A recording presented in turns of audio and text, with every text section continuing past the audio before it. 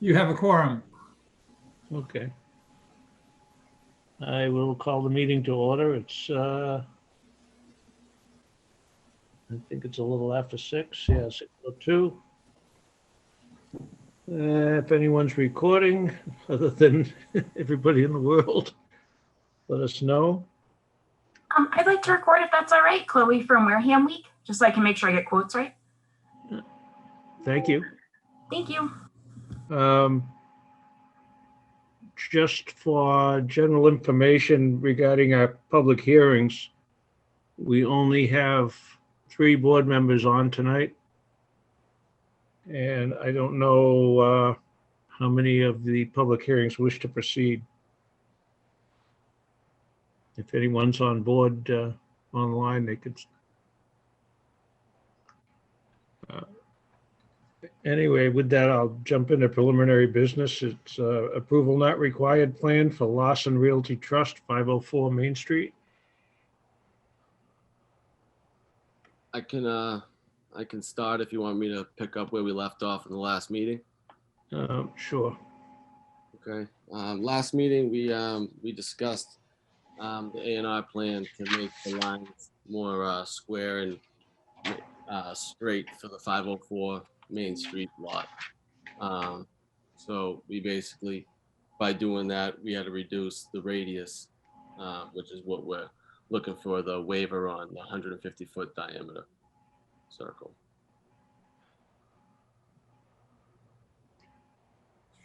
Did you redraw that property line? Yes. Oh, you got it, Ken? There it is up on the screen.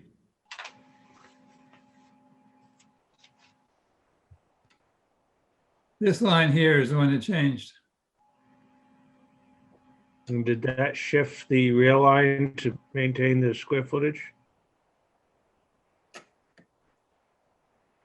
I don't know if the square footage is different. Could you, the circle is smaller, but I don't know if the square footage has changed. I'm looking that up right now. Yeah, it looks like the square footage increased by 200, just about 200 square feet. So the southerly line must have moved over to accommodate it? Yes. I can't see it because it's cut off on my screen. There we go. Yeah, I see it. Went to that southern corner. Correct. Yeah, the south, it looks like the southeast corner. That line is a little more up and down as opposed to at an angle now. So I think that's what we talked about last week.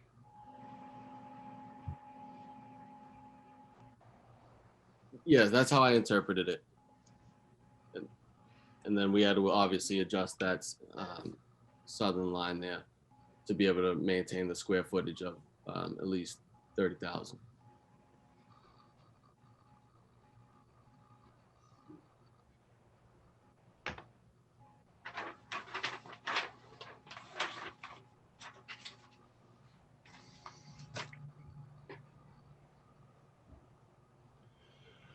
Questions from anyone, the board?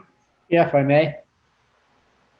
George, I wasn't present for that meeting, but I did watch the meeting in its entirety on YouTube to catch up.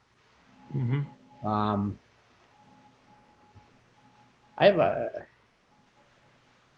a kind of an issue with this, where, you know, he gerrymandered the lot to get the square footage that he needs, and he's looking for relief for the circle to put something on the lot that brings nothing of value to the town. Main Street's covered with old stately homes, and you're going to put a new construction house on a lot that doesn't meet the requirements. And it's another single family home. It's not going to be deemed affordable. I don't see where the upside to approving this is.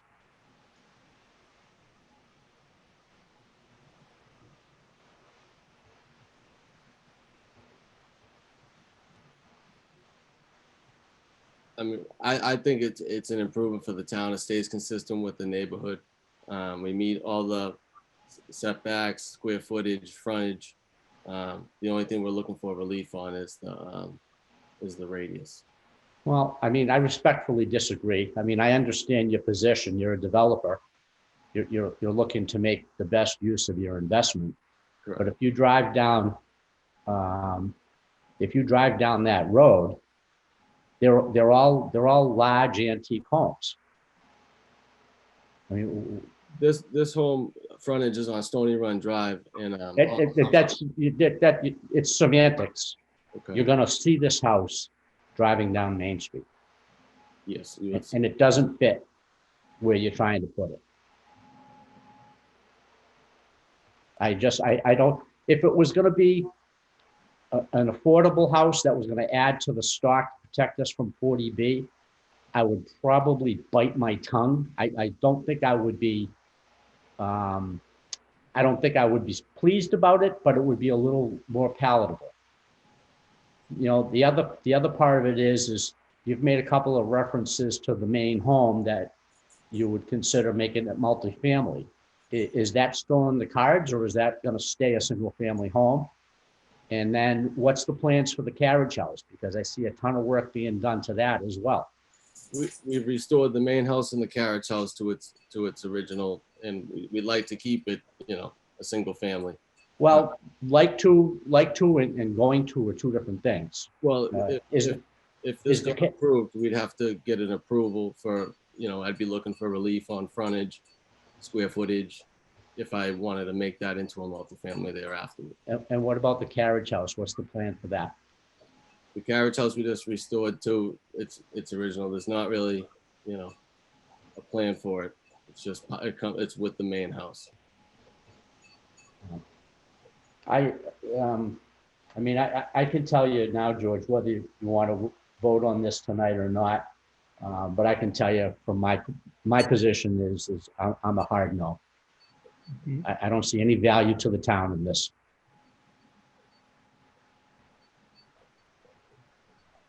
Mr. Chairman, It is consistent to that strip of Main Street. You have two large lots, that corner and the other corner, but other than that, you're kind of broken up. And I know what you're saying, but well, you've got, in my opinion, you got two strikes against you. One is you created a hockey stick shaped lot. And two is you don't have the 150-foot circle.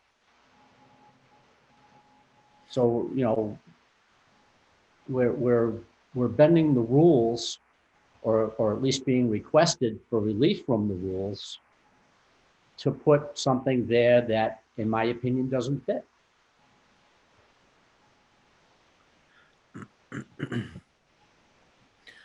Mr. Chairman, can you guys hear me? yeah, just Yes. Who's Hi, speaking? I'm George Collins from Collins Civil Engineering Group. Thank you. My firm prepared the plan. So similar to what one gentleman indicated, you know, across the street on the other side of Main Street, as well as on Stony Run Drive, there's all substantially smaller lots all around this area. So as far as the lot size, it's consistent with the area. We do meet all the geometric requirements with the exception of the 150-foot diameter circle, which is allowable with a waiver by by the planning board. So, you know, I believe that this property does have, you know, specifically where it is located in town and the other houses around it, that, you know, this is consistent with the neighborhood, and it wouldn't necessarily be anything as far as the lot size. It wouldn't be anything unusual.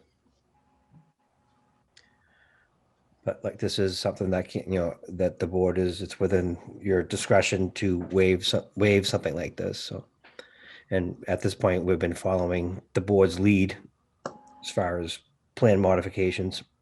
Yeah, and I appreciate that. And had I been at the meeting firsthand, I would have brought up this objection then and saved you the trouble of reconfiguring that line. Excuse me, my ignorance, Mr. Chairman. What do we need for a vote this evening? With just 3 members on the in the quorum, or is this not considered a quorum? Well, majority would be a majority of people present eligible to vote, so So there's, there's no supermajority on this yeah. point. So if we got 2 out of the 3 votes, this would pass. The waiver would pass. I would say that's a yes. Yeah, George, this is Richard. I'm prepared to vote tonight. I just, I'm just taking, I would want Mike to be heard and to be, get somewhat comfortable with what we kind of told the applicant we would agree to last week.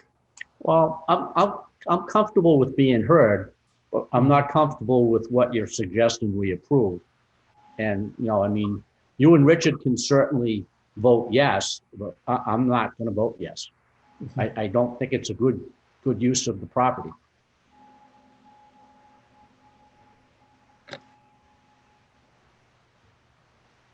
Well, from a planning point of view, it does have the frontage and the square footage. The only relief is our own local bylaw for the lot shape factor. Correct. And we're not committed to that relief. It's at our Yeah. discretion. As I stated last week, it was created to prevent hockey-shaped lots, which is, I think at the Which is time. what I we called have. it a goalie stick. I believe a goalie stick is how you described it in the meeting.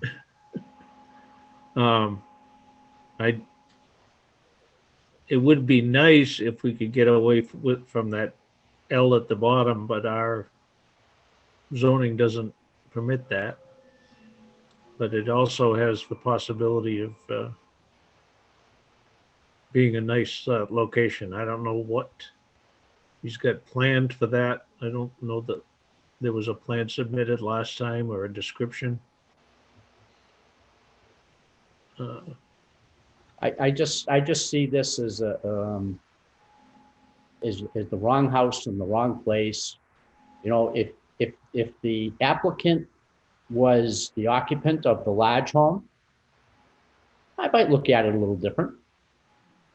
But I just see this as a developer looking for an opportunity. And I mean, you can, like I said, you and Richard can vote how you want. But as far as convincing me otherwise, I don't see the value in it, and I'm not going to vote for it.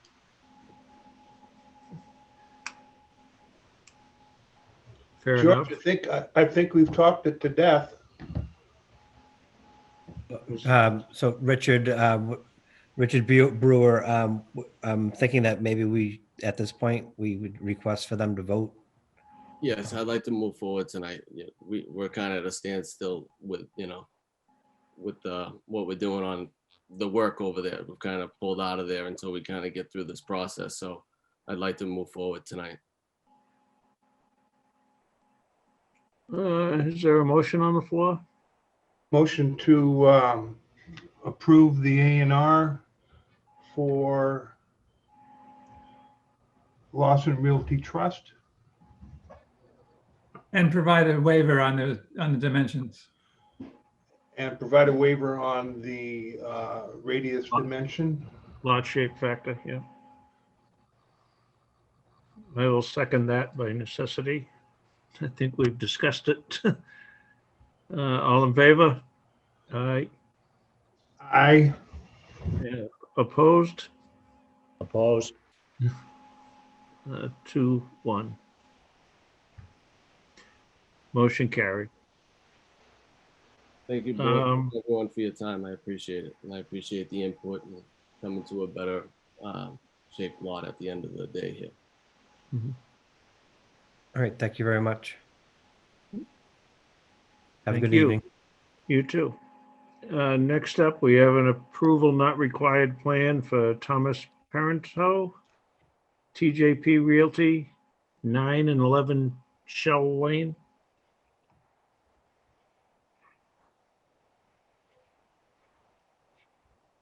Is there someone here to represent that, or?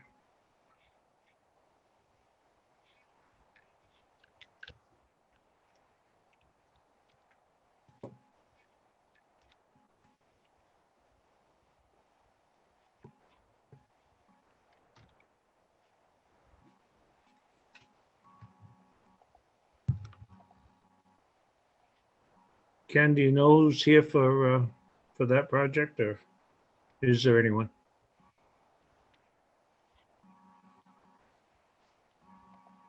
I don't have anybody that is on the list here that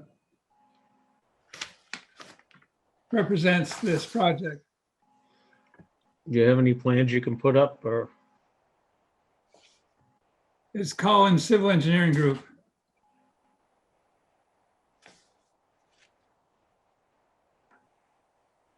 Board members might remember we did a site visit here prior to this filing off of Lydia's Island Road. Were you there, Mike? I was not. I don't remember seeing that invitation. Okay. Yep. I don't think Richard was either. I had driven down there. I shared a video with you guys. Remember that? Yep, that I remember. Mhm.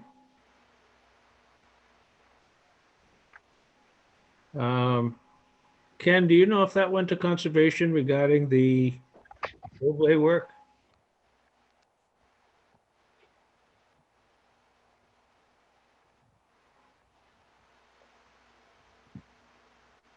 No, I don't know.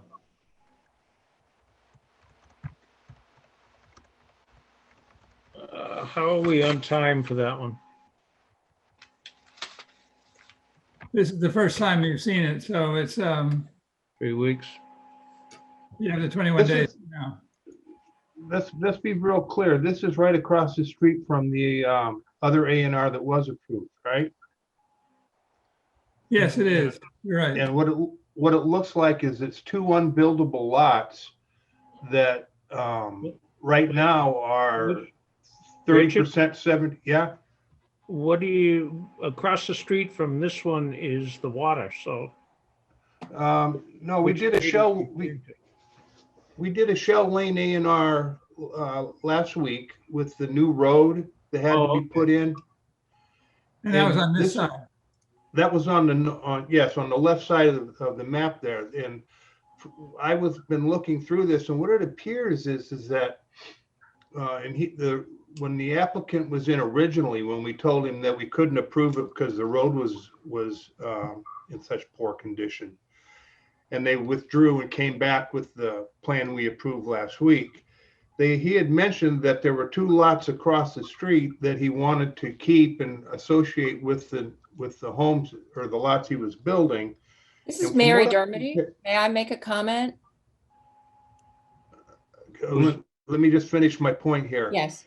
From what I can tell, George, it looks like there's two lots there, and right now they're like 30-70 in terms of size, and the change being requested is to make them more like 50-50.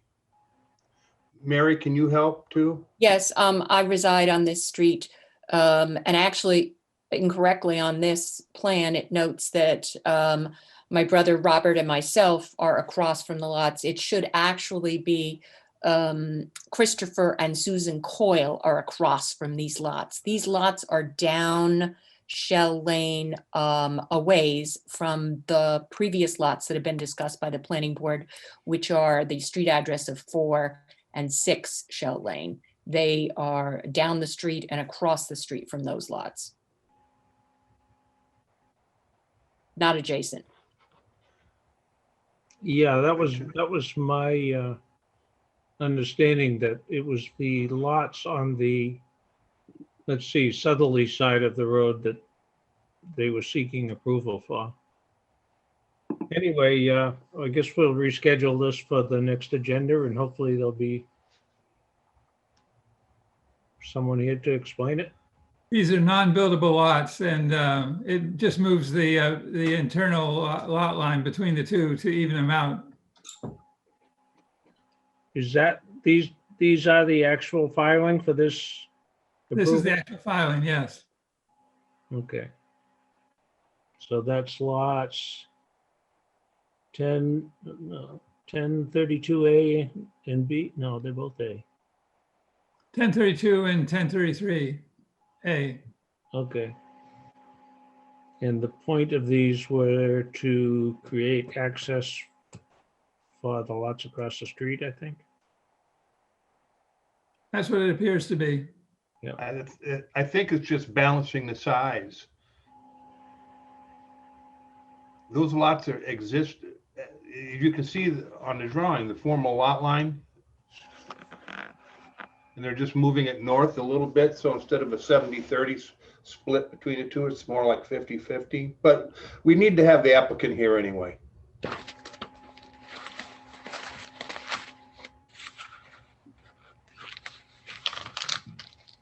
If the applicant doesn't show next time, you can reject it on a lack of information.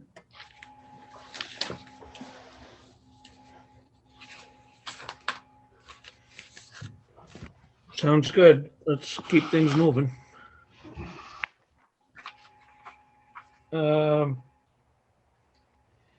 Next item on the agenda is the continued public hearing on the town meeting article for the hospitality and new zoning district. Mike, were you here last week? No. I was here. Were you? Yeah, with the Well, meeting that time- before that I missed.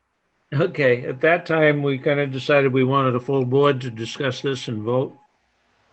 I think that opinion remains the same if I'm not incorrect. Yeah, it's kind of a big decision. I think the full board should be involved.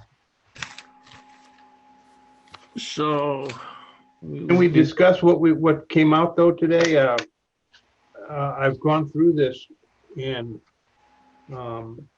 I have a red line version of this and I'm looking at all the changes that have been made. And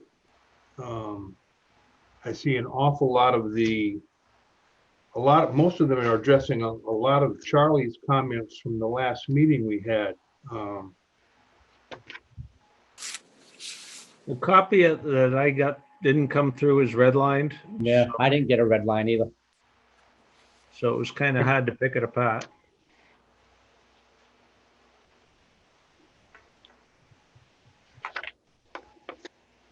One of the things Charlie Rowley, are you on the phone, on the call? I'm here. Can you hear me? I can hear you. You have a very sexy echo going on right now. Yeah, I know. I did email everybody a copy of my notes. And based on that, I'd ask the engineer for the notice group to proceed to go to Charlie and discuss his comments so that they could address them in the latest version. I did have a telephone call from the civil engineer, Ken. I didn't feel it was appropriate to discuss it that way.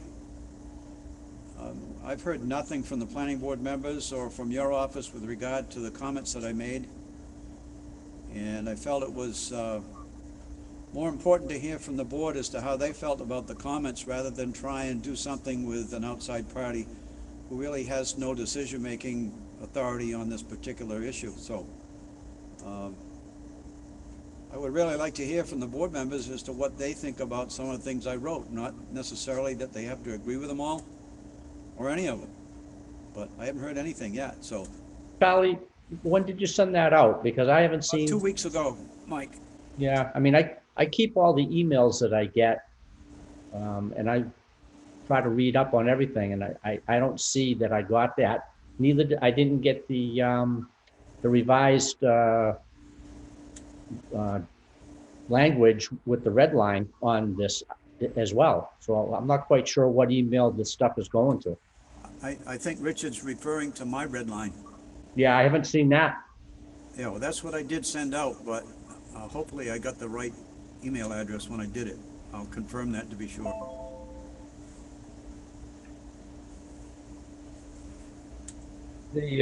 I'm not sure I got it either, Charlie. Yeah, I sent it to everybody.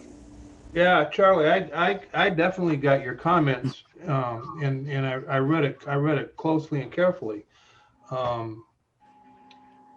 will say, this is hard because when you make comments like that, I look at you as a citizen of Wareham making comments to the board, not as an engineer that we hire as a consultant to help us on projects. And That's correct.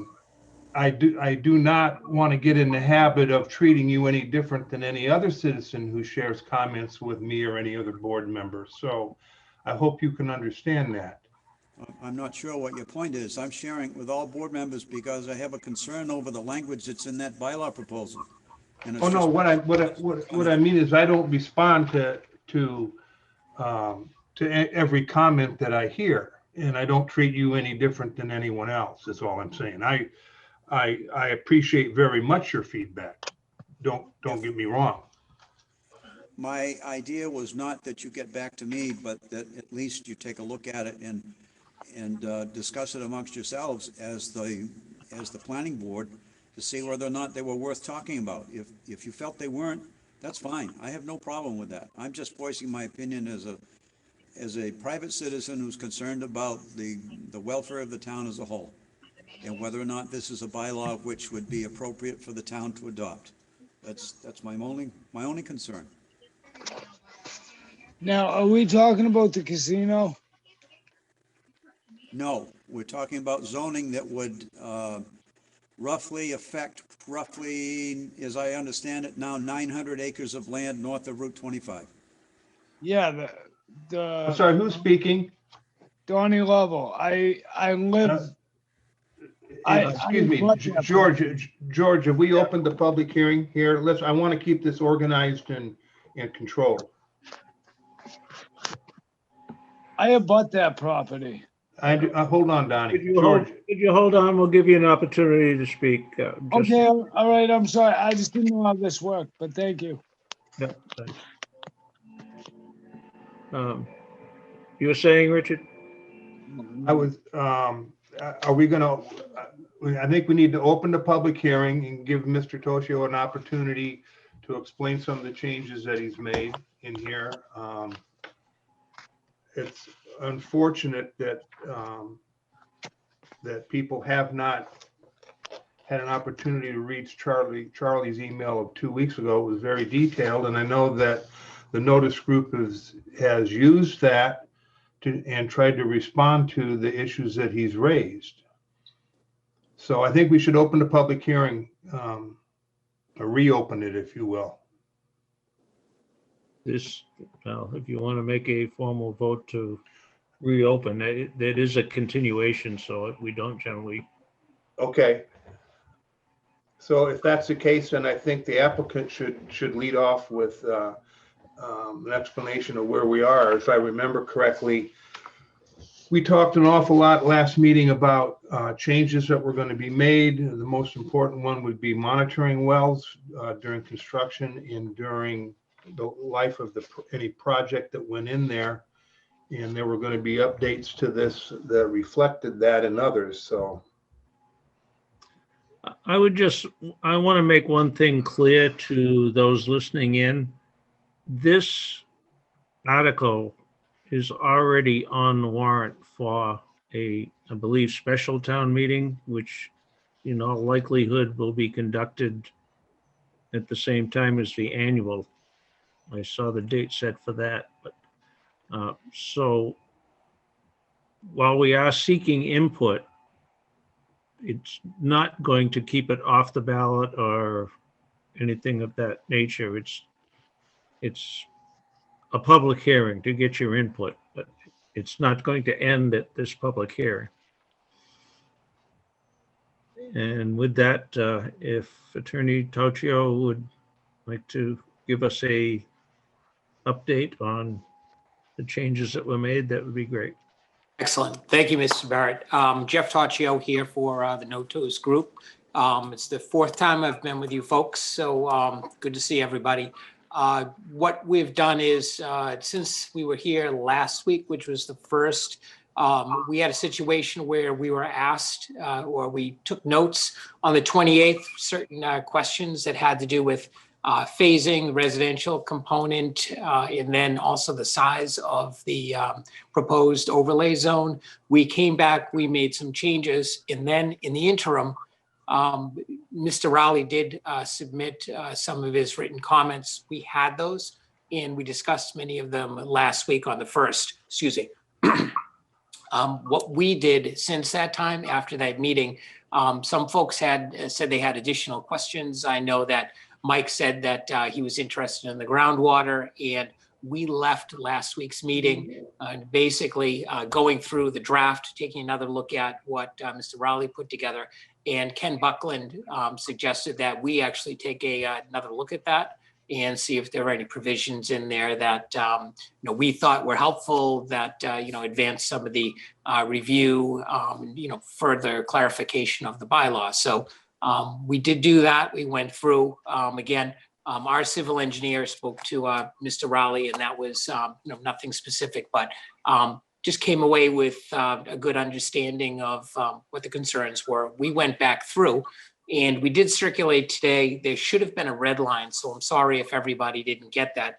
But what it did was it pulled out the parts that we adopted, that Mr. Rowley put together, that we could adopt and incorporate into the current draft that you folks have. In a gross sense, what we did was we solidified some of the groundwater parts that we discussed last week, specifically the testing wells under section 4C2. You remember we discussed that last week, and that had to do with testing wells being put in as part of the analysis, and then also having them remain in there permanently. Additionally, what we did was we bolstered, so what we've got is 4, and now if we look at C2, thank you very much. That's B, okay, here we go. The pre-application to be forwarded also to the planning board, not just the planning department. If we look down a little further on C, if you could scroll up, and there you go. So the preliminary site development plans shall be accompanied by a complete narrative generally describing all existing topographic features, limiting features within the development area such as wetlands, steep slopes, unusual vegetation, and/or large individual trees that may be worth preserving access to and from particular streets, as well as potential connections to other streets in the project area, anticipating type of sanitary facilities and stormwater facilities to be used with specific reference to the accompanying preliminary site development plans, impacts both positive and negative on the immediate community, expectations for phasing of the project, anticipated time of development, temporary measures to be incorporated, alternative energy sources, anticipated water demand development options that have been considered in addition to, and then it goes on to talking about having the requirement. You'll remember we spoke about the environmental notification form. Additionally, if we go down to 2.1, what it does is it talks further, the existing language is in black, talking about the hydrogeological groundwater study. But then what it does is it has an inclusion, which is the study shall include methods of protecting the groundwater supply during construction and shall include at a minimum observation wells suitably placed for determining current groundwater quality and for periodic testing for the life of the project. And we discussed these last week. These were something that was in the draft that was circulated last time. And what it did was it basically emphasized and then furthered the language that we had originally. So our intent there was to more fully round off that issue on the groundwater. You'll also see that there was a suggestion in Exhibit 3, any other site-specific information, plans, documents, or details that may be required by the planning board to adequately establish the project's quality of economic and social development as required under Section 1 of this bylaw above. So again, excellent recommendation. We went through and we incorporated that suggestion as well. Going to 5, which had to do with the permitted uses, there was disagreement with respect to just the planning board's kind of scope, or you know, I don't know if scope would say, of potentially vetting anything that was out there for commercial outdoor advertising up on Route 25. So what we did was we suggest we'll just withdraw that if that's going to be an issue for the board, for the town. So we've done that. Additionally, the former 21, I believe, had to do with dormitories. And the questions were, you know, do you have any more specificity on the dormitories? Our response was that as part of the master plan, that you'd come in and you'd actually present to the planning board, this is what they are, this is the use, et cetera. And then we went through, and I looked at my notes, and we've had other situations where we've had dormitories. So what we did was we added in the definition, provided, so basically these will be dormitories, accessory uses, providing temporary quarters to such transient persons whose permanent residence is elsewhere. Such temporary housing shall not be occupied by any individual for more than 90 continuous days. No occupant of such temporary housing may claim residency at such location. So what we did was we incorporated definitions that we've used in other projects, and we incorporated in there to make it more solid. And that just changed some of the numbering. Sliding down, I think the next change should show up further. You remember we made the changes to the phasing, giving you folks more discretion. So what we've got now is more specific, and this is 9B. And what we wanted to do is we wanted to bolster where we talk about no adverse nitrogen effects. What we actually did is we incorporated some of, you know, the precise type of studies that are performed to be able to evaluate that. And what we've got is, prior to the granting of the special permit, the applicant shall perform a mass balance analysis of the proposed nitrogen and water uses within the boundaries of the development, demonstrating that there will be no adverse nitrogen effect to the surrounding groundwater and surface water resources, including a showing that the development subject to the special permit satisfies all applicable local, state, and/or federal standards and regulations.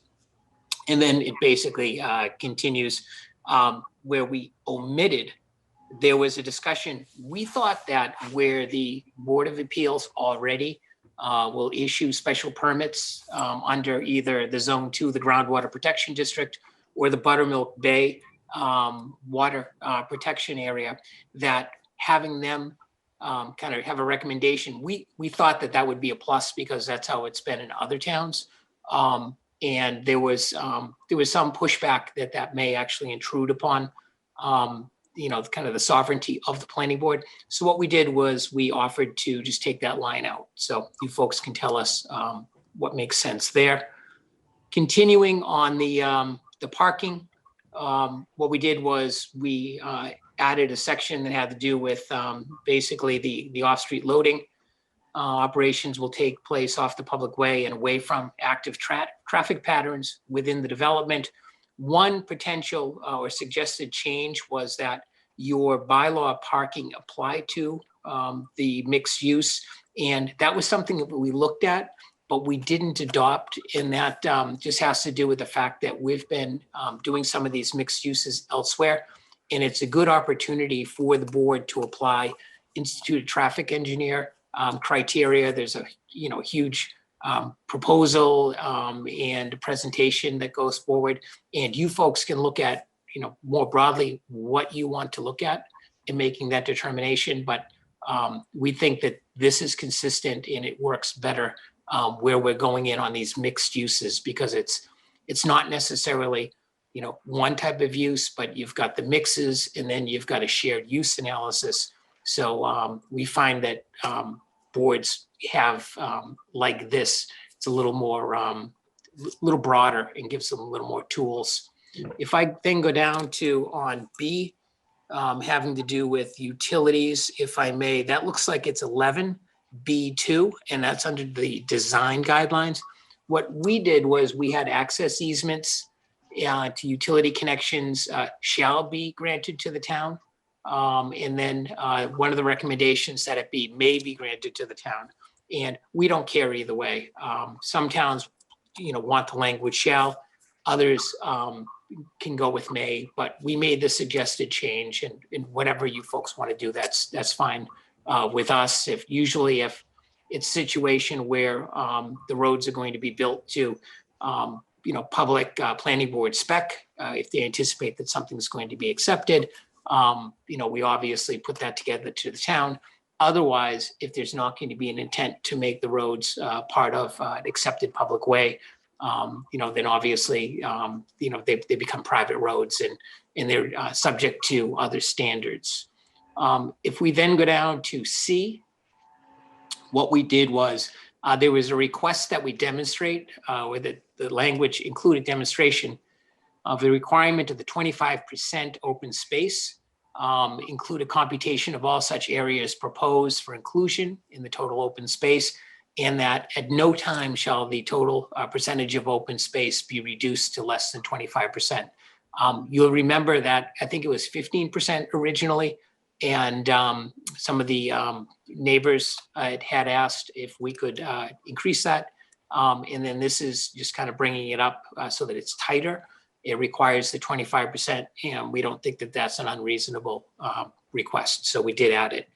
And then once we get down, there was a request that the landscaping, under 3, once it's established, all landscaping shall be kept in good condition and shall be replaced and maintained as necessary for the life of the project. So we agreed with that. We thought that that was a good provision, and we added that. And then what we've got under 5, this again goes to what we were talking about at the last meeting. Observation wells shall be installed at the downstream end of the project and in sufficient quantity and depth for the purpose of extracting water samples, determining varying groundwater elevations, and providing valuable data for assuring safe water quality is maintained. Reports shall be provided to the planning board in the onset and/or Wareham water departments on a monthly basis for all measurements taken. This shall be a requirement for the life of the project. And this goes to, I think, the biggest issue that we've heard out there, and we certainly do agree with, that the groundwater downstream is of paramount importance. We understand that. And what we did was we went through and we adopted language that was suggested so that we could indeed have all of these downstream wells. And again, you'll remember earlier it had to do for the life of the project. So that's a high bar. And we think that anybody coming into this district is going to be in a position of having to meet that high bar. So it's included basically 3 times if you take a look at it. Finally, if we get down to 2E, there were some requirements with respect to noise. We shortened that slightly. You folks have a good town noise bylaw. So what we did was we went in. It says the applicant shall demonstrate how the project will not adversely affect the noise levels in the neighborhood in general. The expected final noise levels shall not exceed the noise threshold established in the Wareham Town bylaw. So we made that more specific to your own bylaw. And then if we get down under green design, there was a request by Mr. Raleigh with regard to making the stretch code available to the planning board as a reference tool insofar as it impacts the site and building development. And we have added that at number 2. And I think that that may be the last provision. But in some, and I'm sorry if having to read it all to you folks, I know that's not the most exciting hearing. But what we wanted to do, we didn't have the red line, is make sure that you could see the changes that we made. The source of them has to do with, some of the comments that were submitted prior to the first. And, I think that, and I'd suggest that what you see for the responses are, again, tailored to the comments. And we try to be responsive to both the board's requests and also some of the requests that were submitted from some of the, some of the resident sources as well. So with that, I appreciate you taking the time to listen to that. Regards to the monitoring wells, is there, you say have an adverse effect. Is there a number attached to that? Yeah, basically the science will come out with that. Right now, Mass DEP for when they've got a water treatment plant, right now that's at 10 parts per million. And that's where they're at. The Cape Cod Commission, sole source aquifer, et cetera, they're a 5 part per million standard. And so what's going to happen is the science is going to dictate where those numbers come out. I don't think that that's something that should be stated in the bylaw, but we've put together all the ample testing regimen, all the requirements, all the submittal requirements, the wells, et cetera. And what's going to happen is you're going to do this mass balance analysis, and you're going to start to understand what the numbers are. Moreover, this is going to go through a state process, the DEP process, and then we also have the environmental notification process as well. So we believe that this has the potentiality to be an extremely ample local bylaw. And then we've got all of these other requirements as well. If you tell me at the end that it's going to be around 5 parts per million or whatnot, I'm a lawyer, not a scientist, but knowing where this is, that I don't think that I'd be surprised if that's where the science was pushing this. Is there anything dictating, other than best practice, how parking lot runoff and things of that nature are going to affect, be treated? Yeah, so if it's their nitrogen sources, et cetera. So in the bylaw, not necessarily, other than that more general having to do with no nitrogen effect negative on the drinking water, units. So I would expect that under BMPs, you'd be looking at water quality units, et cetera, and that would all be presented to you folks early on as part of the process.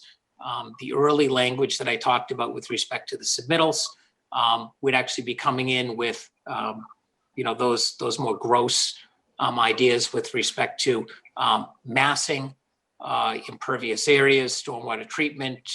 That would all be, early on the early side of this. And the soils are very good in this area. Of course, we've got the the existing gravel pit, which is just an existing condition. But I don't know, other than that, we have done some initial hydrogeo work. I know groundwater direction, et cetera.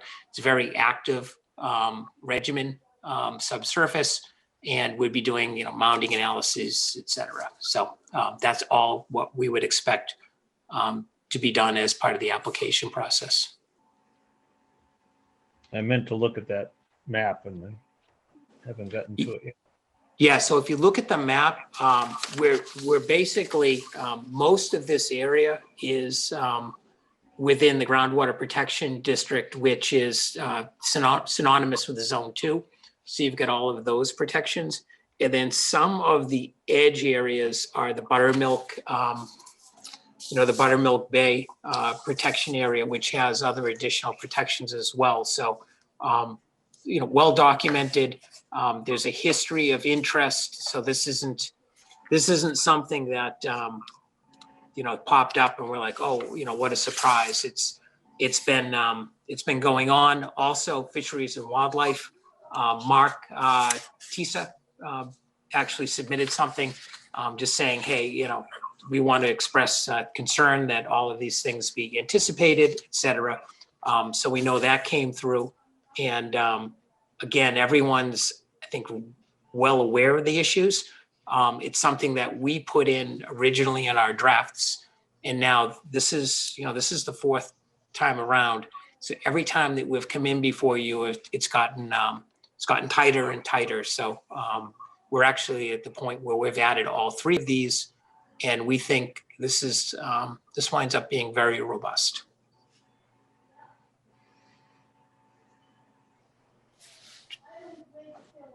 Questions from the board, anyone? No, I'm good. I don't have Thank- any questions per se, George, but I do want to say, I mean, I've been pretty clear that how I feel about this, I'm anxious for a zoning change in that area to get to the point where I can see actual projects being proposed that we can then look at and decide whether they're good or bad for the town. And until we have some zoning changes to facilitate stuff like that, we're not going anywhere up there. So I want people to understand that's where I'm at. I also want to say that this is the fourth or fifth version of this article that I've read. I have listened to all the public hearings. I've heard all the feedback, and I see the majority of that feedback incorporated in this version. And I think the notice group has gone above and beyond listening to the feedback from our citizens and this board, and I appreciate it very much. I have lots of concerns about what could go in there. But I look at it from a point of view that I want to control and manage what goes in there at the permitting process as opposed to the zoning process. I think the water protection ads that have gone in there, have gone into this version, are warranted, however, and I appreciate that, as Mr. Toshio said, they are in here 3 times, specifically calling out the use of the monitoring wells for the development of, for the construction and life of the project. So I don't want to try to fool anybody. I am a definite advocate for this article, and I hope we can move forward on and get in front of the town meeting. All right, well, we did kind of open the public hearing, so I will have a brief public comment period. And I would say at the outside, maybe 20 minutes worth. Because the full board still has to discuss this as a body. And I don't want to, we got a couple other public hearings to handle tonight. So with that, if there's anyone here that has something new to add to this procedure, I'm looking for hands, but I don't. How do I put a hand on? I just raised my hand in my room. I'm Annie Hayes. Will you recognize me? I will. Your name Thank you. did come up, so that's about as Yeah. close to the hand raise that I could come to. So Thank you. I'm new to this project. I'm here for another reason, but I'm extremely interested. And I know I'm going to be a voting member.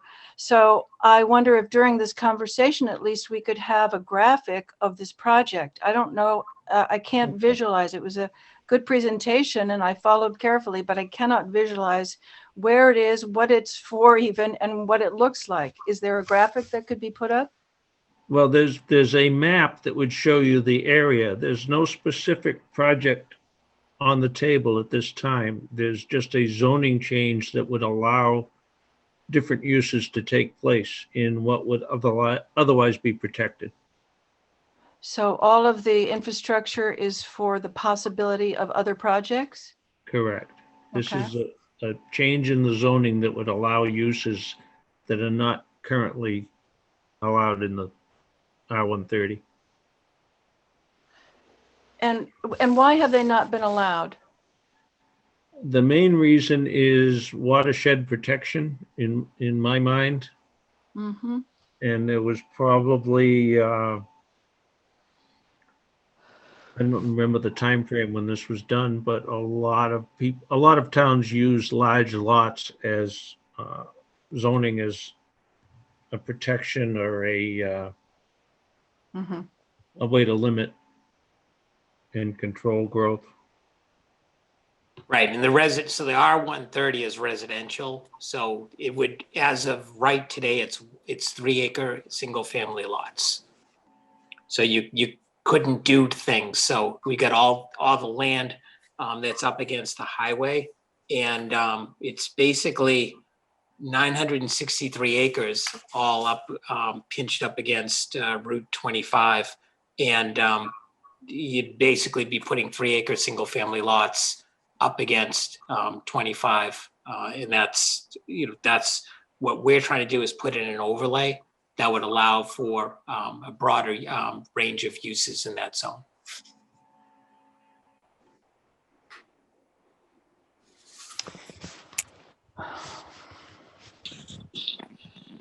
I think the frustration that I've heard from numerous people is that we're getting a strip. 25 is becoming a strip. And people have said, I forget, oh, it's going to look like Raynham. I live up at the base of Faring Hill. I'm to the west of the Westgate property and the Faring, and north of the Faring Hill. I'm in that little bowl there. And when I came 4 years ago, I could hear traffic in the winter, especially from 195 and 495, whatever that's called, heading towards the Cape. Now it's like surround sound already because of the, the Walmart mall and traffic coming in from a lot of different directions for the crossing. And, then there's the new gas station, et cetera, et cetera. So this is going to extend from this. Is that correct? Going north? Do you have that map available, Ken?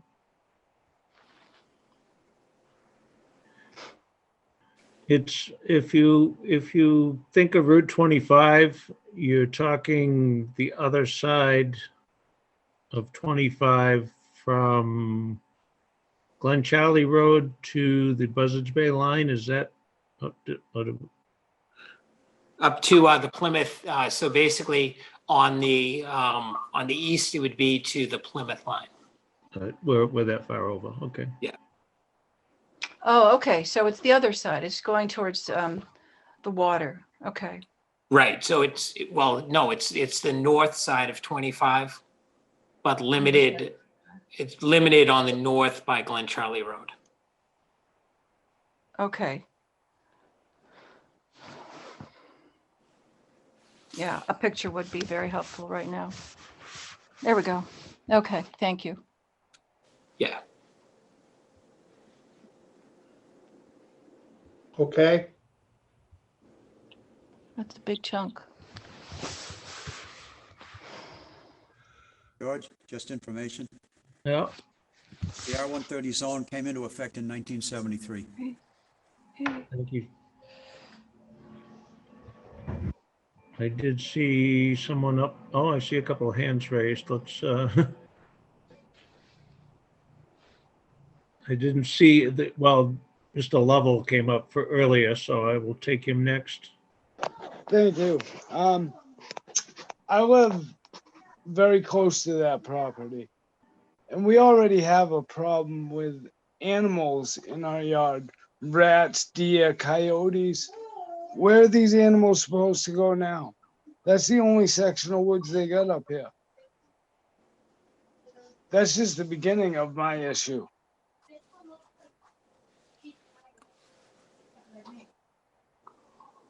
The there will be a great deal of open space when it comes down to projects due to other restrictions that are placed on the property.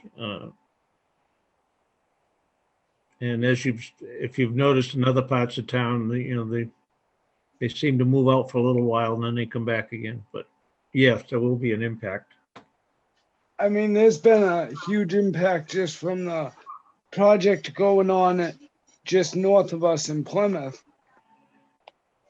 There's been a huge impact just from that I've been living here 35 years. I grew up here. So to see all that, I actually hunted those woods as a young adult with my father. I know there's a lot of animals out there. I rode dirt bikes through there for years as well.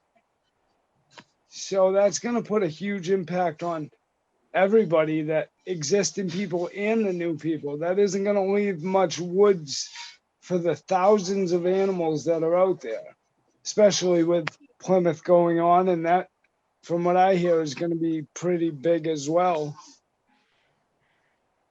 And I'm not an animal lover or anything, but these are disturbances in our yard. Coyotes attacking, animals. The rats up here are insane. There's just a huge impact with that. As it is, you can't even see the sky here now because of the plaza and all the lights. You put all kinds of more houses, street lights and whatnot. I mean,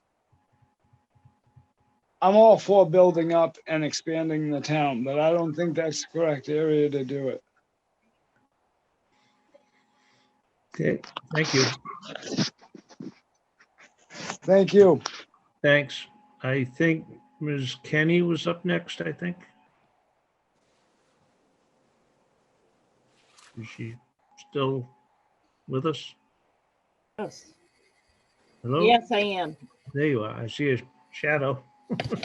Hi, sorry, very dark room.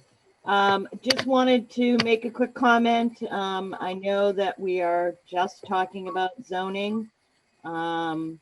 But I do want to remind all the Wareham residents who are listening right now and hopefully will listen to this meeting later, that when we go to town meeting in March or April or May, whenever it's going to happen, that once this zoning is changed, that we have opened the door to a possible future slots parlor and horse track. So regardless of whether there is a project on the table right now, that could happen in our future. Thank you. Ken, could you? Thanks.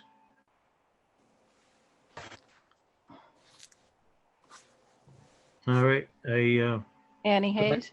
I think you were through. She was through. Could I speak?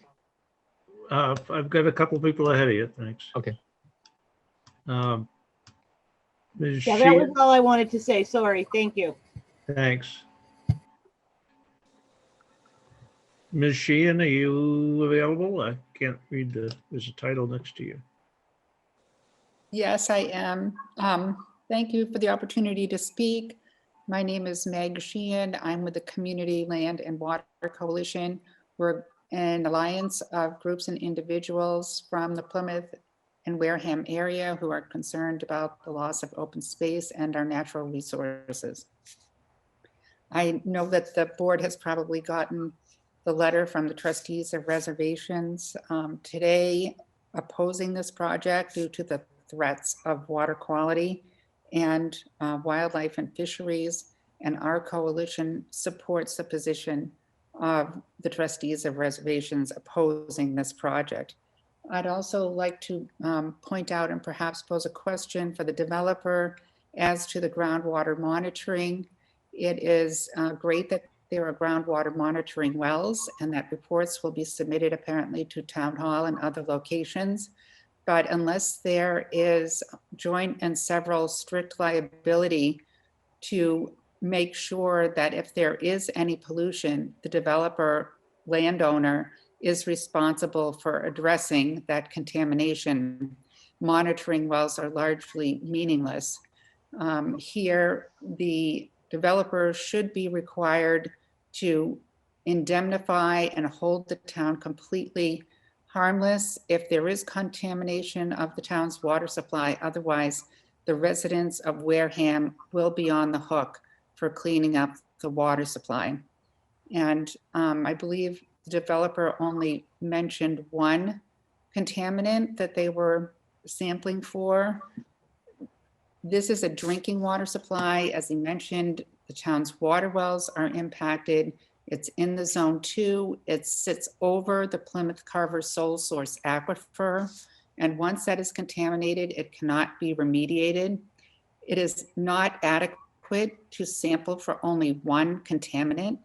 The developer should be required, or whoever is building in this location should be required to sample for a full suite of drinking water contaminants. There aren't just one that DEP requires, and the federal government also has requirements for what should be sampled for. Lead, PFAS is now a big issue everywhere. everything should be sampled, and the developer should be responsible for remediating any contamination. And that's the legal standard under the Superfund law, joint, several, and strict liability. That will protect the town's water supply. Thank you. Thank you. Next I have Mr. Pasevich. Are you on board?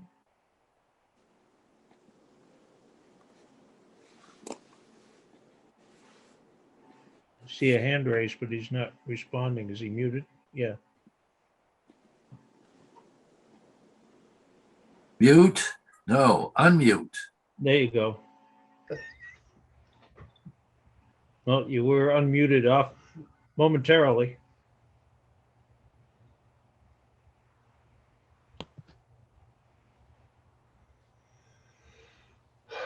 At it, and it says mute. There you are. Oh, you're gone again.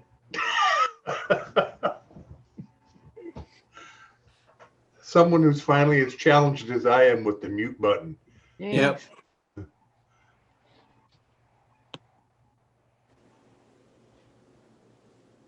Mute. Can you hear me now? There's somebody. Yes. Yeah. That me? Edward Pasevich, yes? Yeah. Yeah. That's, Okay, we got me. Wow, okay. My concern is strictly with the water and the sole source aquifer, which we all know means that there's no other source for water in the Wareham area or anywhere close. The other thing that's involved with this, and rightly so, is this proposed project is directly on top of the aquifer. The aquifer is completely underneath this proposed area. And the water in the aquifer moves north to south towards the ocean. And south of this project is the wells for onset, directly south. And Ms. Sheehan, who spoke, I agree with her 100%. Nitrogen is not the only problem. There's all kinds of chemicals in there. Look at what's going on over at the Wareham Water Department and the chemicals that they're finding in the water. And you make proposals, hotels, motels, all kinds of issues that are going to generate chemicals and nitrogen. How are you going to take care of all of this sewage? The sewage plant that we have right now can't handle all of this. And if you build a plant like you suggest out there in that area, where are you going to discharge it? You're going to pipe it to the ocean? What are you going to do with it? Riding stables? What are you going to do with the waste from the horses? Never mind the solid. What about the liquid? You got outside facilities, amusement parks, that calls for grass. How are you going to fertilize the grass? If you read the package of fertilizer for grass fertilizer, it says keep it away from the water. How are you going to fertilize the lawn on top of the aquifer? Okay, and it goes on and on and on. I mean, all of these things are to be generating not only nitrogen, but all kinds of other chemicals. And the land up there is good, but when you start limiting the recharge of that aquifer, section of the aquifer with parking lots and stuff, you're going to have to do a hell of a lot of work to make sure that that aquifer is still getting recharged. And if you find it, for instance, you go over a limit of nitrogen, whether it's 5 parts per million or 10, what do you do then? How do you correct when you go beyond the standard after you've already polluted the aquifer? What do you do to correct it so it can still be drinkable? How do you stop that? If chemicals go in there, how do you get the chemicals out of the water? It's fine to have a well that shows you that the chemicals are in the drinking water, but what do you do then? Okay, This area should not be developed. It should be protected to take care of the water for as long as we're around here, and to make sure that people have drinking water that is not contaminated. Because once it's contaminated, it's over. Thank you. Thanks. Mr. Falconeri, I think you're up next. And you are muted, so there you are. Yeah, yeah. I would just like to pretty much follow Ms. Sheehan's and his sentiment, who just spoke, that, you know, I don't know if the developer has much history down here in Wareham, but I hope, you know, I think a lot of people on the phone call are maybe from here, have grown up here their whole lives. This is a very special place to us. And this is critical natural landscape. It's core habitat priority natural community per the state. It's really an important place. And the U.S. Fish and Wildlife knows this. Local land trusts know this. And the people that have lived here their whole lives know this. So rezoning it doesn't work for me. I think we need to be really diligent in what type of decisions we make going forward.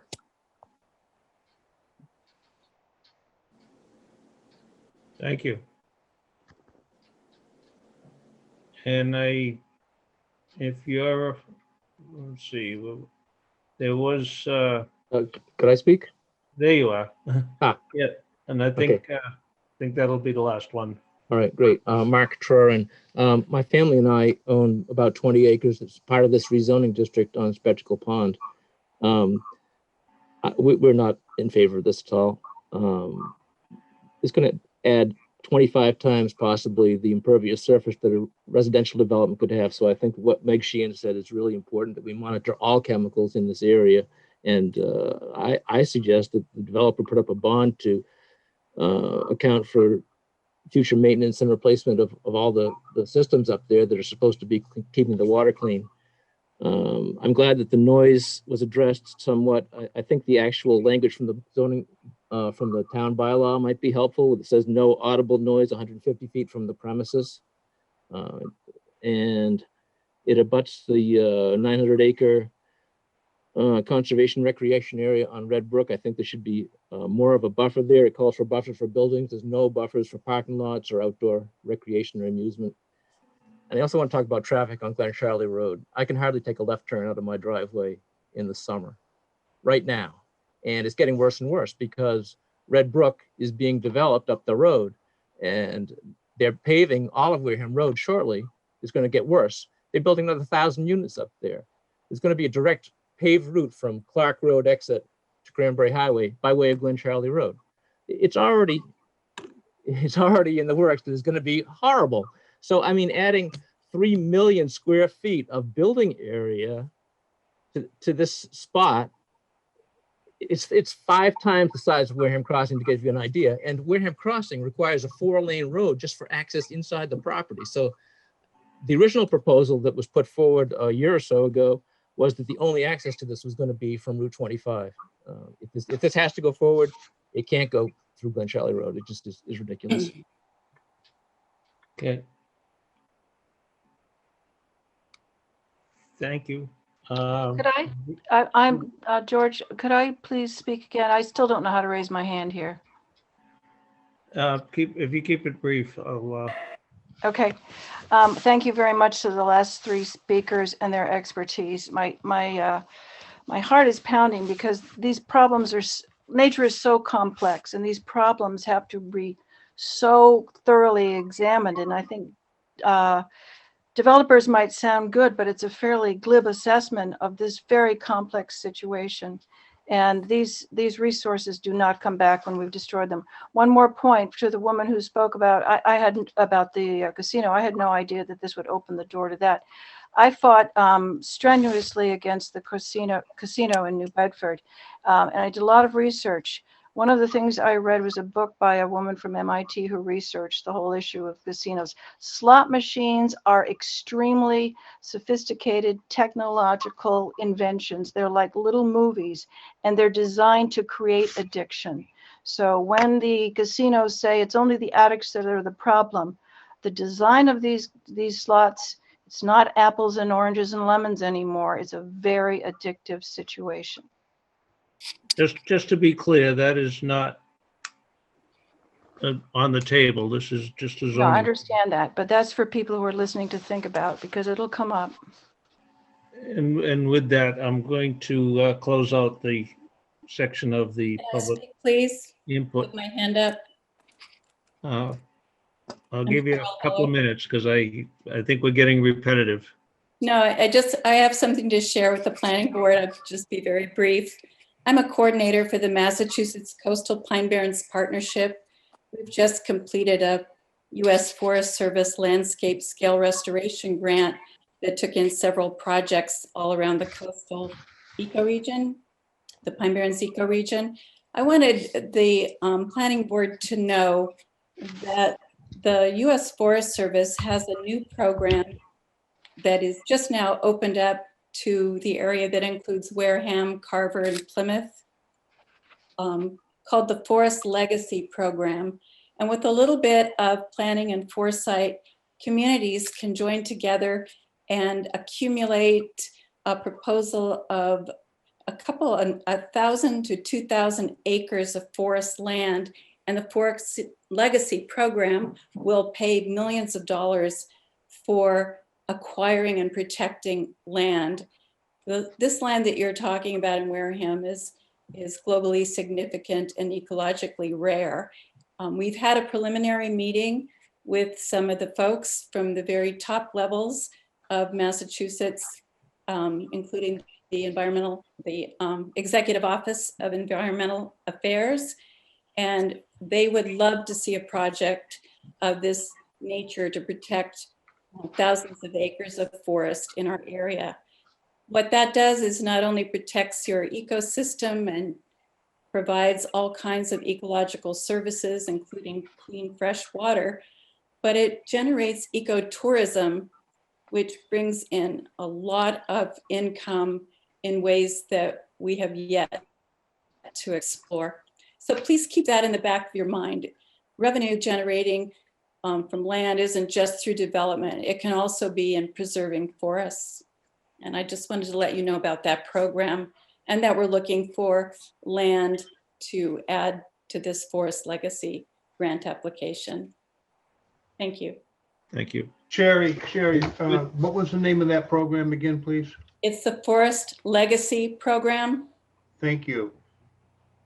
And you'll see they've just included this area of the country because of the significance of the globally rare pitch pine scrub oak forest that occurs only in 3 places in the world. And southeastern Massachusetts, especially Wareham, is one of those rich areas. Thank you. Thanks. And with that, I would look for a motion to continue to February 22nd.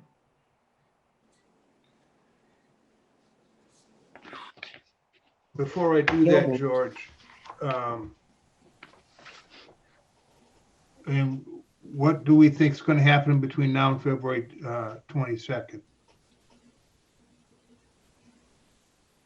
I'm not against what you're trying to do here. I just want to understand our process. We discussed this last week as well. Our public hearings, I believe we have all the information from the applicant we need right now. So what do we expect between now and then?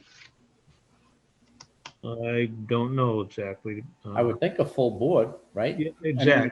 Well, that's the main thing. I thought that was obvious, but yeah. But my point is that the public hearing can close and we can then meet as a full board to discuss. Yeah, I would agree with that.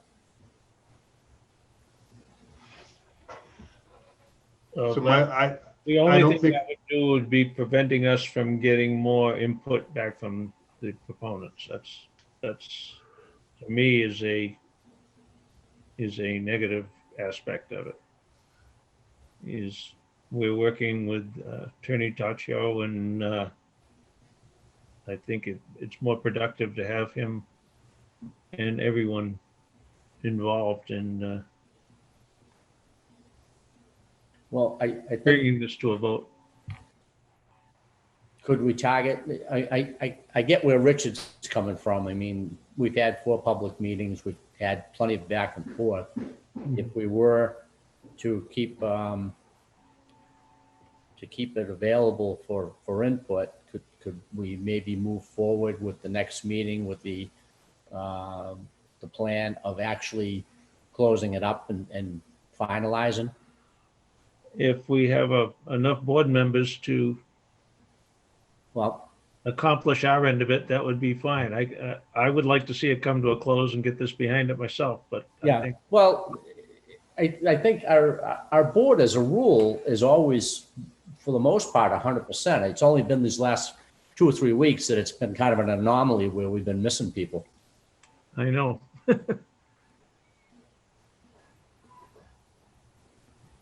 We'll just have to make every effort to get everybody online for the 22nd.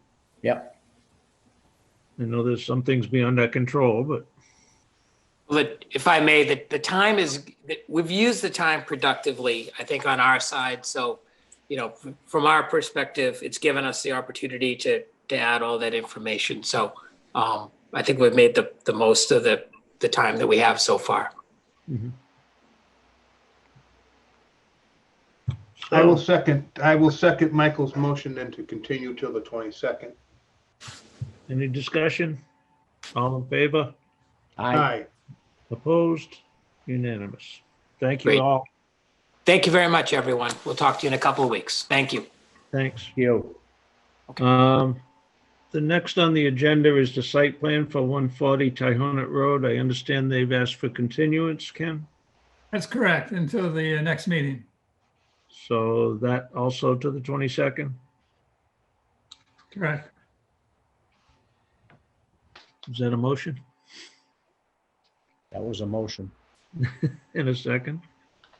Second. Thank you. Motion made by Mike, seconded by Richard. All in favor? Aye. Aye. Opposed? Very good.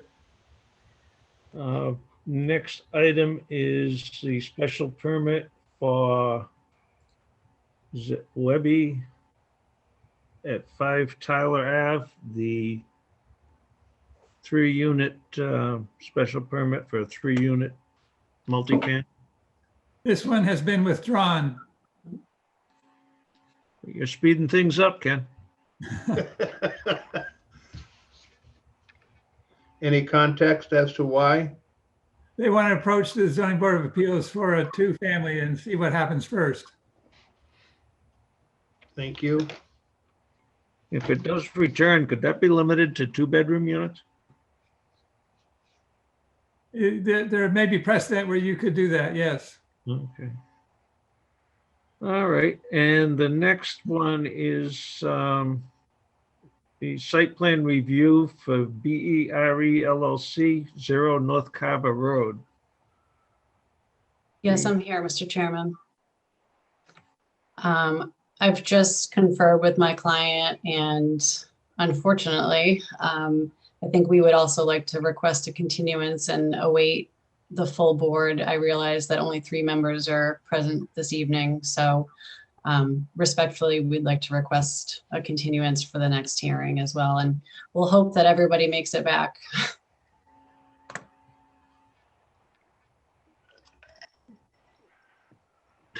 Don't all jump at once. Would someone like to make a motion? So move for continuance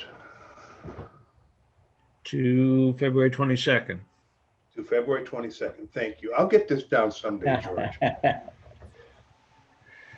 Was that a second, Mike? That was a second. Yes. Any discussion? All in favor? Aye. Aye. Unanimous. Thank you. Sorry for the inconvenience.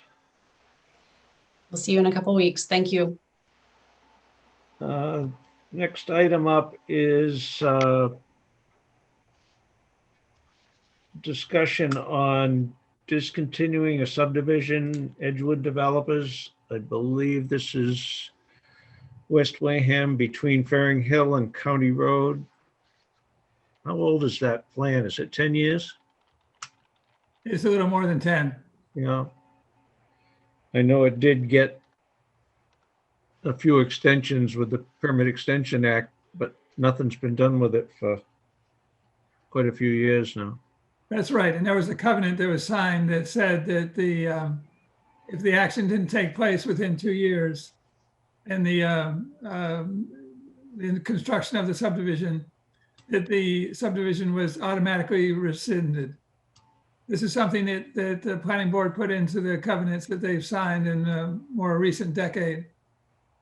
So what the developer hasn't done anything with the property, the owner hasn't done anything, and what they'd like to do is return it to a single lot so that they don't have shown on the land records the 40 or so lots that make up the subdivision and are on the tax rolls as such. So I talked to town council about this. He suggested that a confirmation vote be taken by the planning board to confirm the 2-year rescission, the automatic rescission, and a certificate of approval of that action be filed on the land records with the subdivision, and then they could remove the subdivision that's shown on the assessor's maps. What little I know of tax law, I don't think that really accomplishes what they want to do, but that's their choice. And do we have to do this in the same format as which it was approved, meaning in a public hearing? No, you don't. Since this is within the covenant, there's an automatic rescission that applies. All you're doing is confirming that automatic rescission has taken place because of lack of action on the subdivision construction. Mm-hmm. And therefore you can file that with the land records. Very good. Just a question for context, Ken. How long ago was the subdivision plan approved? I believe it was 2009. And it's just, so 2009, 12, 13 years ago, and there was a 2-year expiration date, if you will, and that came and went, and it's been sitting in limbo, if you will. We could have done this 9 years ago. No, it was granted some grace period through a Permit Extension Act that kept permits active more than the 2 years. So I think it probably extended it by 6 years, but I'm not sure. That's about right, about 6 years. Okay. I'm sorry, I don't know anything about this, and this particular procedure we're going through is new to me. I just want to understand what we're doing. All right. So we need to vote. We need to vote to execute the rescission. So moved. I'm just trying to figure out how to structure the motion, that's all, but that's probably good enough. That work for you, Ken? Yes, it does. Is there a second, Mike? Second. Discussion. All in favor? Aye. Aye. Aye. Opposed? Very good. That's all I've jotted down here, Ken. Have I missed anything? The only thing left is the grant applications. Just wanted to go over with the planning board that the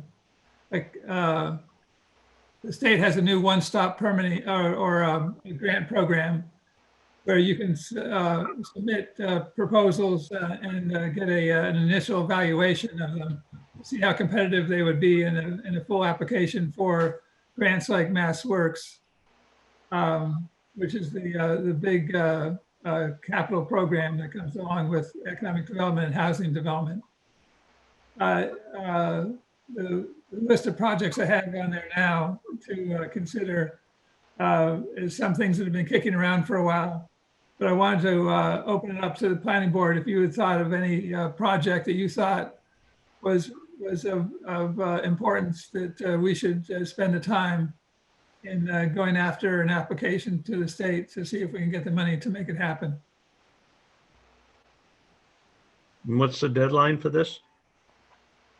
Well, the full applications aren't due until May, but what we have is within the next 3 weeks, an ability to have an initial application go in, to have the reviewers check to see how it stacks up against the other applications they're seeing, and what we might do to make it competitive. Have you anything in mind? Or? Yeah, I did. There was the railroad crossing and a pier off Merchants Way, a sewer on Glen Charlie Road, industrial park roads reconstruction with sidewalks and bicycle lanes put in, onset pier and the village parking and pedestrian access, and a prep of the Deca School property for some reuse of the property. I think the one that hits me would be the construction of the boardwalk and railroad crossing in Merchants Way. Yeah, I'd have to agree. That was caught my eye too. And I think I would include a small boat marina in the Narrows with that, but that's just me. We can add in, we'll call it your memorial marina. The what? What memorial? Memorial marina, because it may take a little while to get it done. Yeah. That one jumps out at me. I think that's the key to reviving downtown. Well, we can try to add in the boardwalk as well too, to go along the waterfront. Mm-hmm. Yeah, that sounds good.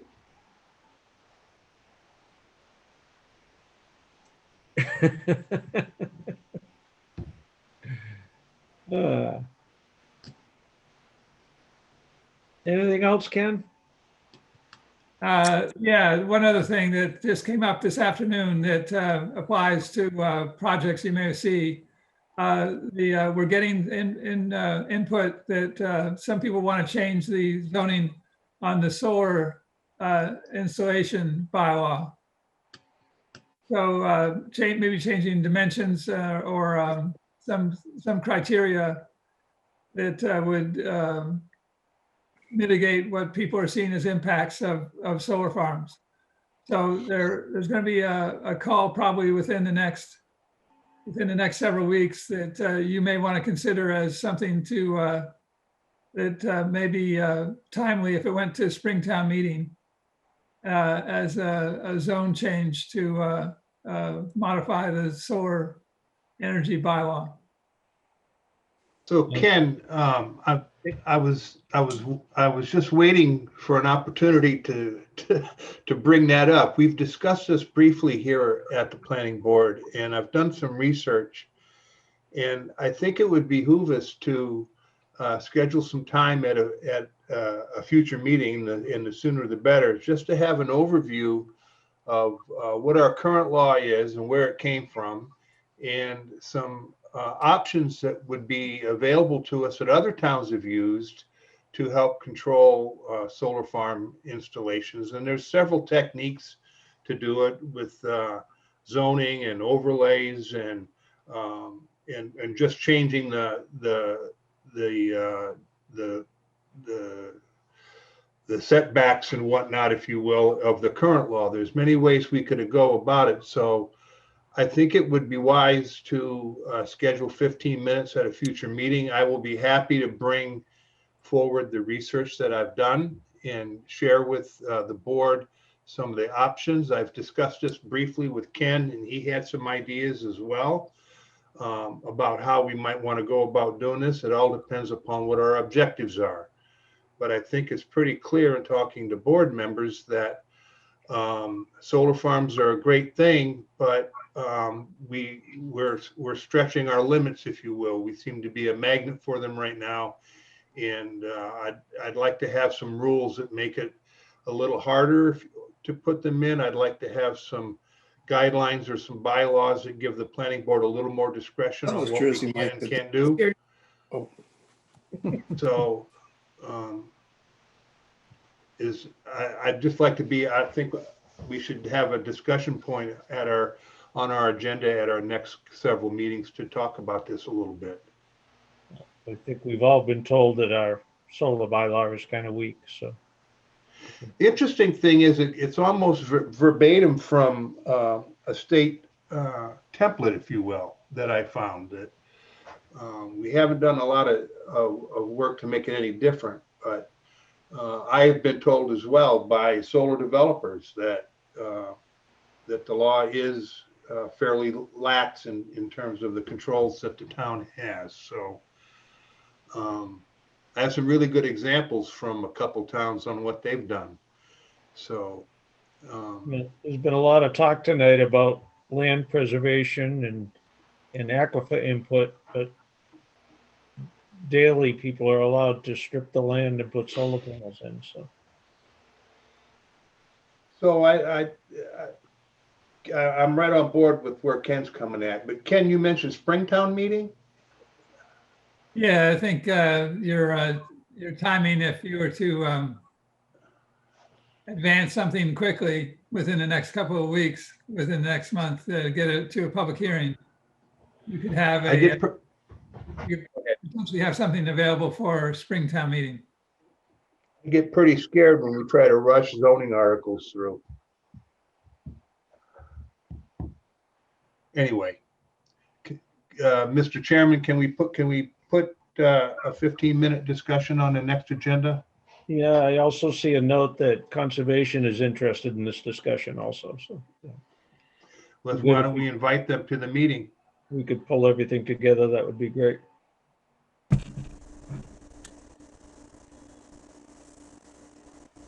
Let me talk to Sandy. Maybe Sandy just said okay. Well, Sandy, would it be wise to just have a workshop?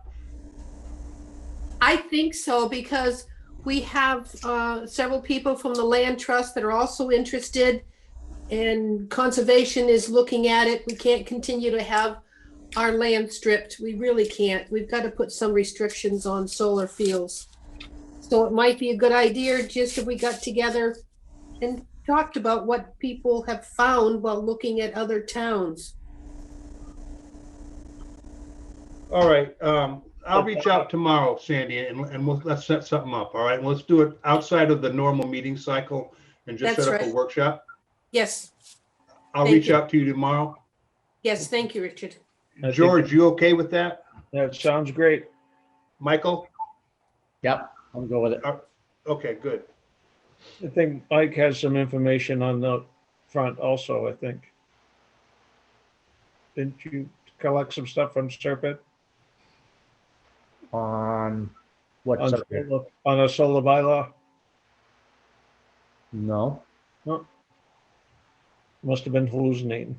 Yeah. No, Well, the advanced stage will do that. George Serpent has been assisting people under the DLTA Technical Assistance Program on solar bylaws. Mm-hmm. It is available to you. All right. Is there anything else this evening? A motion to adjourn. Second. Any discussion? Mike, shoot me an email, will you, so that I know that I've got your right email address? Yeah, I'm gonna send you the one that goes directly to the laptop that I use for planning board. Okay, thanks. All in favor? Aye. Opposed? Is that unanimous? It is Meeting unanimous. adjourned 7:42.